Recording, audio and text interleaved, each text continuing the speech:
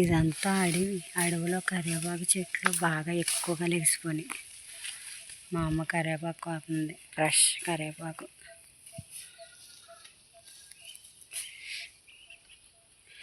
ఇదంతా అడవి, ఇవన్నీ చెట్లు.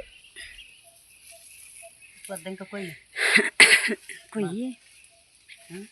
కొయ్యమ్మా, అందులో వేసేసుకో. మళ్ళీ రాను కదా ఇప్పుడు ఇంత అడవులోకి వస్తే ఇబ్బంది. పాములు అవి ఉంటాయి, పెద్ద పెద్ద పాములు ఉంటాయి. అంతలేదమ్మా, ఇదిగో అమ్మ, ఇది అందుకోలే, ఎలాగంతది? ఇదంతా కరివేపాకేనండి, అన్నీ కరివేపాకు చెట్లు ఎక్కువ.